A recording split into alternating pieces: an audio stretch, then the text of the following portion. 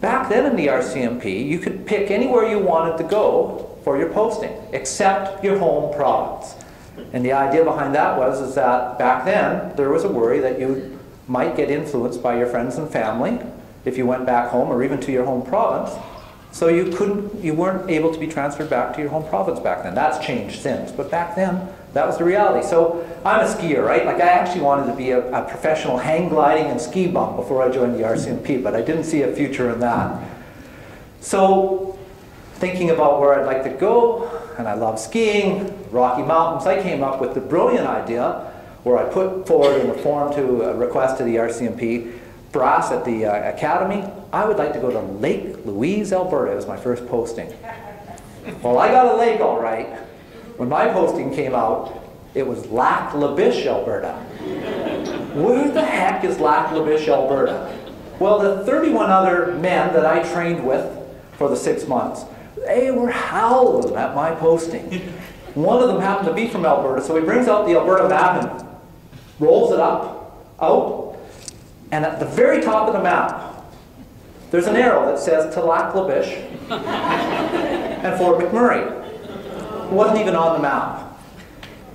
So I jump in my pickup truck, my pack sack, no, I got a trunk now full of a bunch of uniform gear, and off I go to Lac La Biche, Alberta. Well, you have to know that Lac La Biche, at that time in the 80s, was known as the most violent town in Canada per capita. They bragged about the fact they were the most violent town. They took the town drunk, had a photograph image put on a t-shirt with the fists up, and it said, "Welcome to Lac La Biche, the most violent town in Canada." So I show up there, greener than green. Of course, you work under a recruit field trainer. And my recruit field trainer says, "Welcome to the war zone, and I'm going to teach you all about policing. Rule number 1, we go out on a night shift." He says, "I'm going to show you crime prevention." So we're driving these big Suburban 4-wheel drive trucks. He opens up the back doors of the Suburban, backs the Suburban up to the front doors of the local Lac La Biche tavern at bar closing time.